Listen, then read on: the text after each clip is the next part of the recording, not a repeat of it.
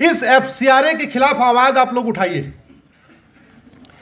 क्योंकि हमारी संस्कृति को नष्ट करने के लिए जो बॉलीवुड में फिल्में बनती हैं, जहां एक पंडित को धूर्त, एक बनिए को चोर दिखाया जाता है, आप जरा समझिए धीरे धीरे धीरे धीरे हमारी आपकी मेंटेलिटी को किस तरीके से किया गया है।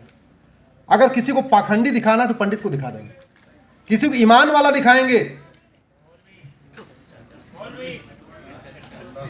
ये फ्री में नहीं होता भैया, कोई भी देश विरोधी काम फ्री में नहीं होता, लेकिन राष्ट्रहित का सारा काम फ्री में होता है। आप लोग यहां इतनी बड़ी संख्या में आए, आपको 1 रुपए किसी ने नहीं दिया होगा। आप लोग अपने खर्चे से आए होंगे, बस में आए होंगे, पैसा दे के आए होंगे, अपनी कार से आए होंगे, पूरा पेट्रोल भरवा के आए हैं, इतनी देर बैठे भी हैं। लेकिन याद रखिए, इतनी बैठक जब देश विरोधियों की होती है, सबको 1000 2,000 रुपए मिलता भी है। आपने शाहीन बाग में नोट बंटते हुए देखा था, नहीं देखा था? 500 रुपए की नोट बंटते देखा था? इसलिए कह रहा हूं, भारत में लगभग 50,000 करोड़ हवाला के जरिए खाड़ी देशों से आता है, लगभग 50,000 करोड़ एफसीआरए के जरिए वेस्ट कंट्रीज से आता है, इस देश की संस्कृति को बर्बाद करने के लिए। और बहुत सारे तो नेताओं को खरीदा हुआ उन्होंने। 2-4 एक सांसद है दिल्ली के, भूतपूर्व है, अब तो सांसद नहीं है।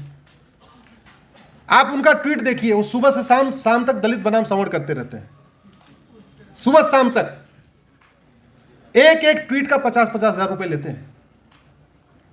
ये सोशल मीडिया में जो जाति के आधार पे बांटने वाले दिखते हैं आपको, ब्लू टिक होल्डर, बड़े बड़े पेज वाले, याद रखिए वो फ्री में काम नहीं कर रहे हैं, मोटी फंडिंग होती है।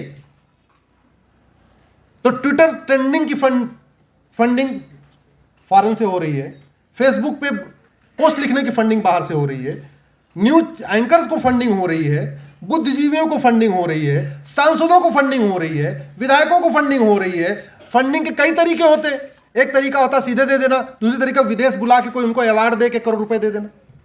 ये भी तो फंडिंग का तरीका है ना भाई। विदेश बुला लिया, बोले आ जाओ जी, तुम्हें दुबई में फला वाला अवार्ड दे रहे हैं, लो 1 करोड़ रुपए इसी फंडिंग इसी में दे दिया। ऐसे से हो रहे हैं। इस देश में हमारे लिए 2 बहुत बड़ा खतरा है, एक करप्शन, दूसरा पॉपुलेशन एक्सप्लोजन। करप्शन दूसरा और पॉपुलेशन तीसरा। जो शिक्षा अधिकार कानून पे मैं बात करना चाह रहा था, एक कानून है राइट टू एजुकेशन एक्ट। भाई सब लोग सुनने के लिए तैयार, जरा जोर से बोलिए। बोर तो नहीं हो रहे? क्योंकि मैंने लगता है 1 घंटे से ज्यादा बोल दिया, तो मैं देख रहा हूं बैटरी थोड़ी डाउन हो रही है। भारत माता की जय, भारत माता की जय, वंदे मातरम, वंदे मातरम।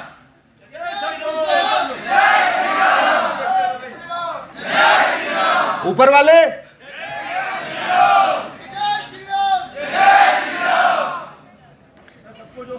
जब राइट टू एजुकेशन एक्ट बना था, ये तीसरा वाला पाप 2012 का कानून यहां बनाया गया, शिक्षा अधिकार कानून, फंडामेंटल राइट टू एजुकेशन। ये हुआ 8वीं तक पढ़ाई करना सबका फंडामेंटल राइट है।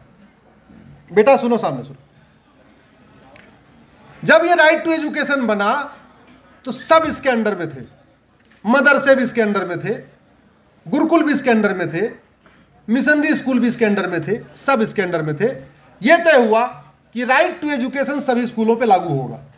सभी स्कूलों पे लागू होने का मतलब कि जो बीएसए है या जो गवर्नमेंट के हमारे शिक्षा विभाग के लोग हैं, वो जाके ऑडिट करेंगे, टीचर की एलिजिबिलिटी क्या होगी उसको टेस्ट देखेंगे, टीचर कौन होगा उसको भी वो गवर्नमेंट तय करेगी, भाई टीईटी पास होना चाहिए, बीएससी होना चाहिए, बीएड होना चाहिए, जो भी है। जाके ऑडिट देखेंगे क्या पढ़ाया जा रहा है, पढ़ाने वाला कौन है, किताब कौन सी है, क्या क्या पढ़ाया जा रहा है, ये ऑडिट का सिस्टम होगा। आप लोग गूगल करिएगा, Muslim personal law board, Rahul Gandhi, right to education, बाद में गूगल करिएगा। 2012 में राहुल गांधी की दारुल उलूम देवबंद और पर्सनल लॉ बोर्ड के साथ बैठक होती है, और अगले सेशन में एक बिल लाया जाता है। वो कहते हैं हम मदरसे को शिक्षा अधिकार कानून के दायरे में नहीं रखना चाहते।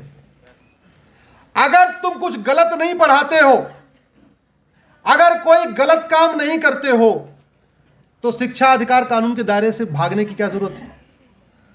उन्होंने डिमांड किया और कांग्रेस की सरकार ने 2012 में अमेंडमेंट पेश किया और मदरसों को शिक्षा अधिकार कानून के दायरे से बाहर निकाल दिया। हंगामा न हो इसलिए गुरुकुल को भी बाहर निकाल दिया। मैं ये कह रहा हूं, गुरुकुल में क्या पढ़ाया जाता है खुली किताबें आके देख लो। गुरुकुल में टीचर कौन होते हैं आके देख लो। गुरुकुल की फंडिंग कहां से आ रही है आके देख लो। गुरुकुल तो चलाना ही मुश्किल है, बेचारे फंडिंग ही नहीं, बिना फंडिंग के खत्म होते जा रहे हैं। लेकिन मदरसों की भी फंडिंग चेक होनी चाहिए, मदरसों की भी तो ऑडिट होनी चाहिए।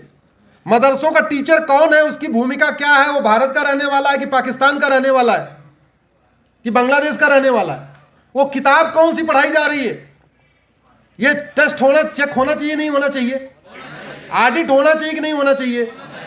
और ये महापाप करके उन्होंने 2 धारा जोड़ दिया 2012 में राइट टू एजुकेशन में और मदरसे को बाहर निकाल दिया। उसका जो अमेंडमेंट है उसको भी मैंने कोर्ट में चैलेंज किया हुआ है, सरकार को नोटिस जारी हो चुका है और सांसद उस काम को संसद में उठाएं चाहे ना उठाएं। मैंने दिल्ली हाई कोर्ट में उसको चैलेंज किया हुआ है, आज ही मेरी चर्चा हुई है। बहुत जल्द मैंने, अभी पारस जैन जी यहां बैठे, हमने कहा इसको जो है आप इंदौर हाई कोर्ट में भी चैलेंज करो। एक हाई कोर्ट और हो जाएगा तो मैं इसको ट्रांसफर कर लूंगा सुप्रीम कोर्ट। इसको खत्म करना बहुत जरूरी है।